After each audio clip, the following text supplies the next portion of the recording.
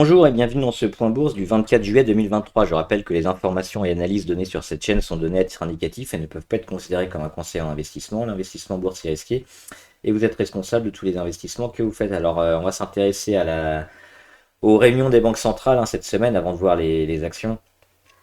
On aura mercredi 26 à 20h l'annonce donc de la Banque fédérale avec Jérôme Powell qui annoncera certainement un plus 0,25 sur les taux directeurs. Donc on verra comment les marchés digéreront ça. Si c'est bien ça, mais avec l'inflation qui descend toujours, mais à un rythme d'escargot, Jérôme Powell, qui est toujours plutôt offensif sur les montées de taux directeurs, va certainement mettre 0,25.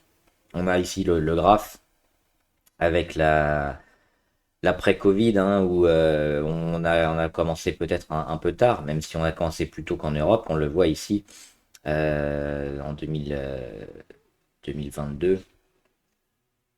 Et on est monté assez rapidement, assez fortement, même beaucoup plus que dernièrement. On le voit, cette période 2015, 2017, 2019, où on n'est jamais monté au-dessus des 2,5. On aura donc certainement 4,75 et les marchés vont peut-être, enfin seront certainement très volatiles à cette période-là. Donc après, il faudra voir si on a atteint un plus haut et on va aller un peu plus bas. Il y a aussi les résultats, on va en parler après, qui vont animer toute cette semaine. Donc ça, c'est pour mercredi à 20h et le lendemain, on aura la même chose mais avec la BCE, donc la Banque centrale, on l'a vu, qui a commencé un peu plus tard sa montée. On était à zéro sur les taux en Europe. Et on a commencé aussi assez fort, assez vite. Et on est déjà revenu ici à 4%. Et on aura aussi très certainement, là il y a probablement aucun doute, 0,25 en Europe. Donc ce sera 14h15 jeudi 27. C'est pareil, il faut s'attendre à pas mal de volatilité et puis voir comment les marchés vont digérer ça. Si on a des mouvements haussiers qui s'arrêtent, parce que dernièrement, on a quand même une belle reprise sur pas mal de marchés. Alors avant de voir les marchés et les actions, il y a quand même une semaine de résultats énormes, notamment alors, aux États-Unis aussi, mais en France c'est énorme parce qu'on va avoir cette semaine quasiment tout le CAC 40 qui va donner ses résultats avec notamment mardi LVMH. Mercredi, on aura beaucoup d'actions aussi, Carrefour, Michelin, Orange, Stellantis. Jeudi, on aura Air Liquide, la BNP, L'Oréal et vendredi, Bouygues, Capgemini, Engie, Vinci. Enfin, beaucoup de résultats cette semaine, donc qui vont influer sur pas mal de choses maintenant. Comment les marchés vont digérer ça, alors on va le voir avec ce qui a déjà été fait, parce qu'il y a quelques résultats qui sont déjà tombés. Et les PMI, j'en ai pas parlé, les PMI ce matin sur les manufacturiers et services qui ont été un peu décevants en France, en Allemagne et en Europe. Ça a quand même permis au marché, malgré ces chiffres un peu moyens, de continuer leur belle résistance ici au-dessus du support. C'était la résistance là, et je l'ai mis en rouge, elle devrait être en verte, mais depuis 2 jours, on est au-dessus des 7384, les 7400 pour arrondir. Alors c'est pas énorme, on le voit, il n'y a pas de gros mouvements pour l'instant, on est juste au-dessus. On est véritablement en attente de tout ce qui va se passer, les résultats et les décisions sur les taux des banques centrales. Si a priori on n'a pas trop de surprises là-dessus, les marchés vont peut-être commencer à prendre ou à déboucler des positions. Donc c'est une semaine vraiment charnière sur tous les marchés. Alors aujourd'hui le CAC on le voit, il est stable. Il était parti légèrement en négatif pendant toute la journée, et puis il a repris pour finir quasiment à zéro. Bien aidé aussi par les marchés US, parce qu'on a le Dow, on va le regarder rapidement, le Dow. Aujourd'hui, il est à plus 0,6, donc on a une confirmation sur le Dow. On a cassé ici ce range depuis mi-juillet, et depuis on continue de monter sur le Dow Jones, donc plutôt un marché très fort. Qui va vers le haut et c'est pas ce qu'on voit sur l'Europe. Mais est-ce que l'Europe va essayer de suivre et de copier un peu ce que font les États-Unis, comme souvent, ben, on aura la réponse cette semaine. Et rapidement, le Nasdaq aujourd'hui qui est un peu moins bien, mais lui, il n'arrête pas de monter déjà depuis un moment. Il n'est pas allé sur son plus haut ici historique à près de 16 008, hein. Il commence déjà à tousser un peu, mais il y a un beau support là ici autour des 15 000, hein, les 15 140. On verra comment le Nasdaq se comporte ici, s'il casse ces niveaux-là. Il y aura certainement une grosse phase de digestion et de construction après. C'est pareil, il y a aussi beaucoup de résultats annoncés sur les techs. Allez, on commence avec quelques actions intéressantes.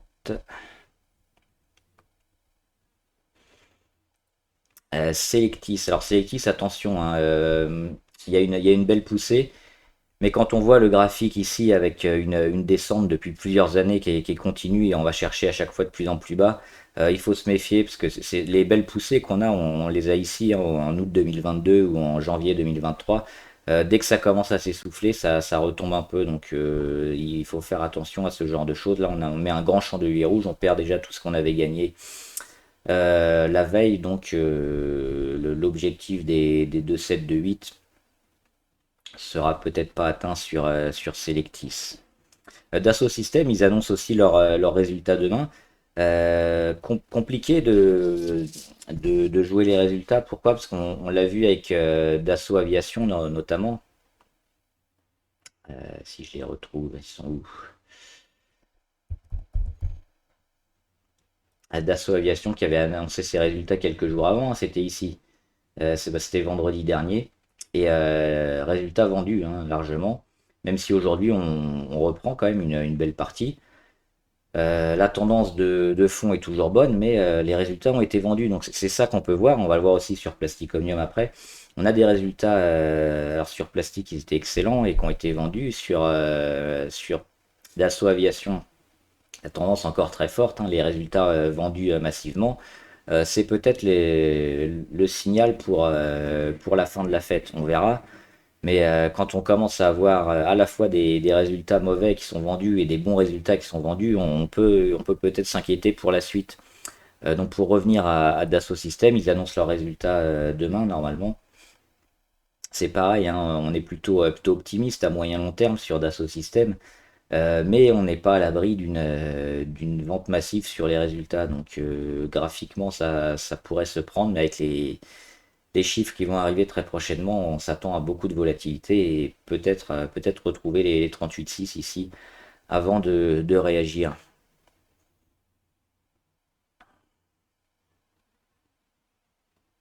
Morel et Prom, c'est peut-être la confirmation, hein, on le voit, on va dézoomer.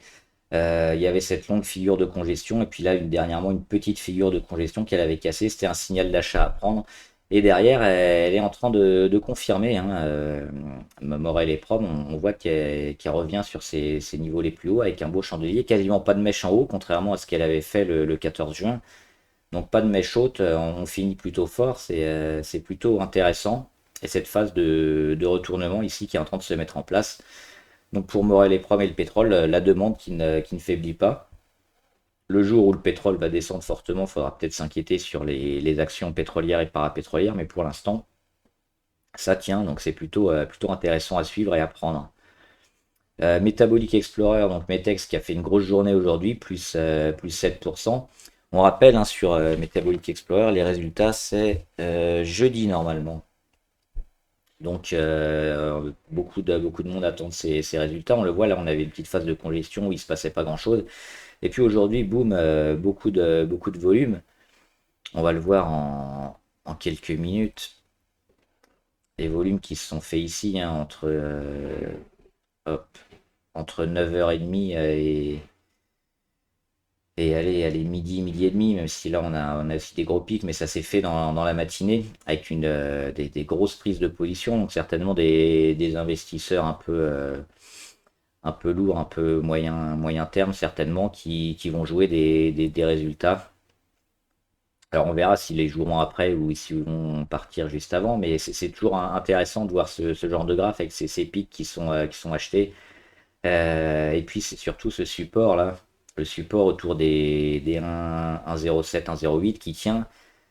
Et on va chercher plutôt plus haut. Donc oui, sur Metabolic Explorer, résultat à suivre le 20, 27 et, et des signaux qui sont plutôt forts et intéressants sur le titre.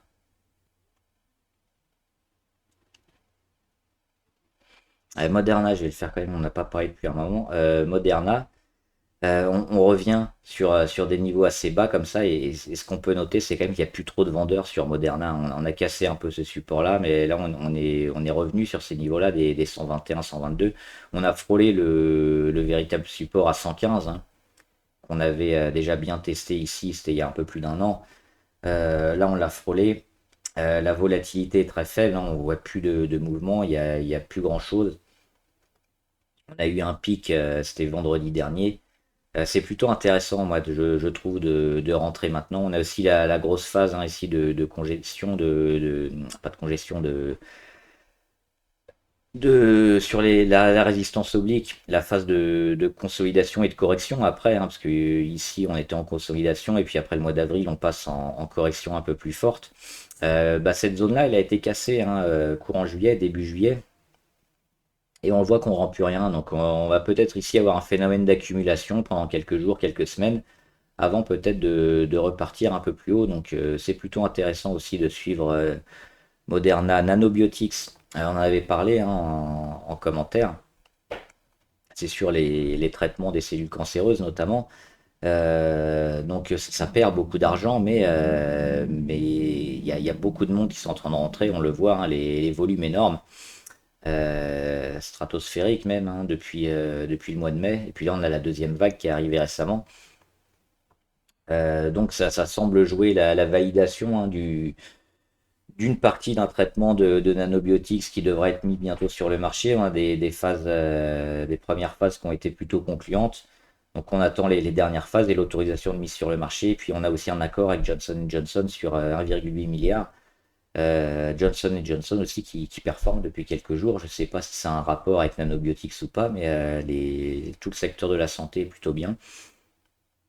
Et donc, oui, pourquoi pas un pari à prendre, parce que là, on a quand même une force acheteuse énorme, des volumes continus et conséquents, et même en augmentation hein, sur ces dernières journées. On est toujours hors Bollinger, donc il n'y a pas d'essoufflement de l'achat.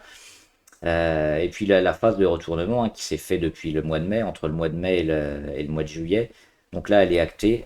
Pour aller plus haut, c'est compliqué d'avoir des repères sur ce genre de graphe, parce que là, graphiquement, on est plutôt limité. C'est vraiment les news qui vont être annoncées, et puis les partenariats, et éventuellement les chiffres hein, qui vont tomber sur les futurs gains de Nanobiotics, parce que jusque-là, elle fait pas trop d'argent et elle en perd beaucoup. Mais c'est peut-être le début de la fin, donc c'est pour ça, hein, on voit les traitements qui commencent à percer sur Nanobiotics et on va certainement avoir une grosse montée. Alors là, il y a beaucoup de pourcentages à faire, hein. On le voit depuis le mois de mai ici, on est déjà à 100%. Et depuis le deuxième gap ici, si on avait pris à l'ouverture ou même à la fermeture, on est déjà à 30%. Donc on voit en quelques jours, quelques semaines, c'est énorme. Et puis c'est peut-être pas fini. Donc Nanobiotics, peut-être une petite ligne. Évidemment, on va pas mettre 50% de son portefeuille. Alors on peut toujours, hein, mais c'est risqué, c'est très volatile. Mais il y a certainement un beau coup à faire aussi là-dessus.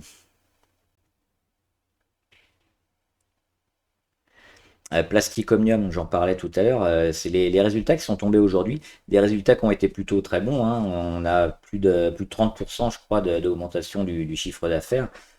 Malgré ça, alors elle monte quand même, hein, on prend presque 3%, mais on le voit, hein, un gap aussi à l'ouverture, on va le noter. Hop, le petit gap, il est ici. Mais derrière, qu'est-ce qu'on fait? Donc on ouvre autour des 19, on dépasse les 20, et après tout est vendu. On va se mettre en minutes hein, pour le voir. Hop, ici, gap haussier à l'ouverture. On va chercher l'objectif avec la résistance à 19,39. On va chercher encore même au-dessus en dépassant les 20. Et après, pendant toute la journée, ça a été revendu. Alors quand c'est comme ça, c'est pas forcément un signal très positif. Parce que la mèche haute, hein, on le voit, la mèche haute, elle est énorme ici. C'est un signal assez négatif. Alors, il faudra voir comment elle se comporte demain. Mais moi, je considérais quand même que déjà, on est arrivé sur l'objectif primaire, hein, qui était ici sur une 19,39. Et après, il y a une mèche haute qui est un peu un signe noir. Donc, attention. Moi, j'ai fait plus qu'alléger, hein, j'ai tout vendu. On verra si j'ai bien fait ou pas, mais déjà, le trade était intéressant. Et puis, le gain s'est fait ici hop, entre début juillet et fin juillet, donc juste 2-3 semaines. Rémi Cointreau, elle est à suivre aussi parce qu'on voit qu'on a beaucoup perdu. On le voit ici avec ses doubles échecs à chaque fois, hein. Une première fois ici en fin 2021, une deuxième fois printemps et été 2022, début 2023 et printemps 2023. Et puis là, on passe sous une résistance ici, mais on va chercher le support à 135-136. Perte de volatilité, les plus bas de plus en plus haut. On peut les noter juste comme ça. Hop. Si je le fais proprement, c'est mieux. Les plus bas ici sur support, les plus bas un peu au-dessus, les plus bas ici. Donc sur Rémi Cointreau, on a des plus bas de plus en plus haut, on a les moyennes qui commencent à retomber. Perte de volatilité aussi, intéressant. Alors il y a quand même une force vendeuse assez importante sur le titre, mais on ne serait pas surpris de les voir performer assez fort prochainement. Donc c'est une action à suivre également.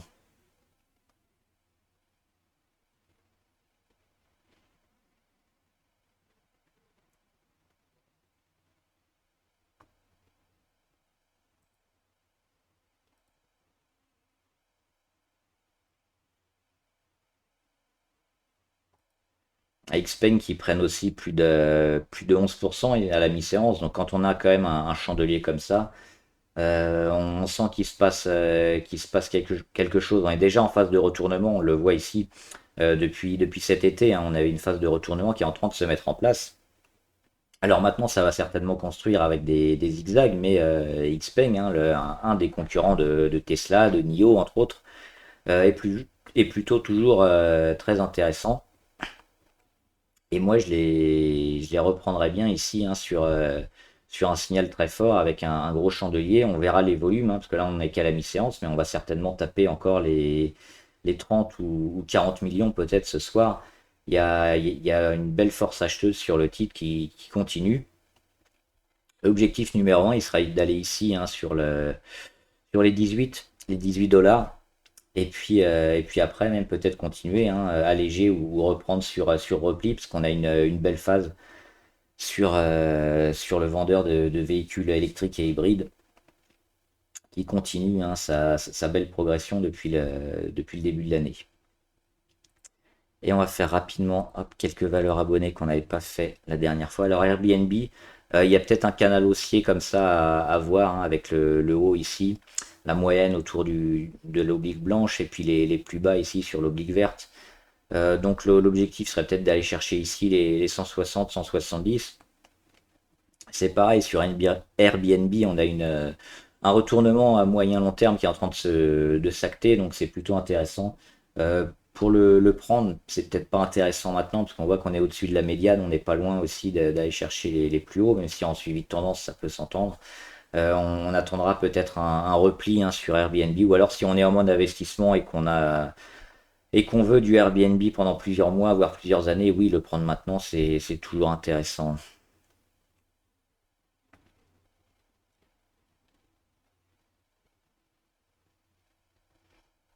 À CGG, toujours sous la zone ici des 0,77, c'est cette zone-là qu'il faudra probablement taper. Moi, j'avais espéré un retour ici sur support avant réaction et elle n'a pas eu lieu. Donc on a cassé directement, hein, la petite oblique, pas forcément très pertinente, hein, avec 2 points d'impact, mais on est en train de travailler les moyennes ici. Il faudra casser les 0,77 voire 0,08, hein, pour se mettre bien, parce que pour le moment on est un peu entre deux, et puis dans du trading de range ici avec les 0,62. De Richebourg, ils sont bien, je crois que j'en avais déjà parlé de Richebourg, ils sont en train de sortir ici. Là, c'est un beau signal d'achat sur les 5,35 environ.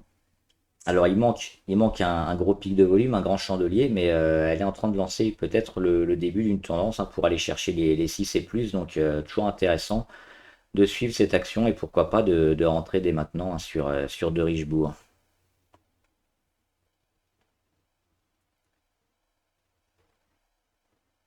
GTT, elle est aux prises avec sa moyenne à 200. Pour l'instant, elle a travail, elle est en échec.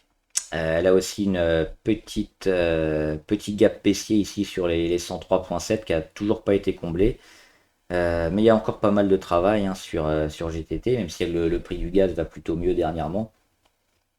Ça manque d'un gros signal fort quelque part là, parce que pour l'instant c'est encore assez neutre.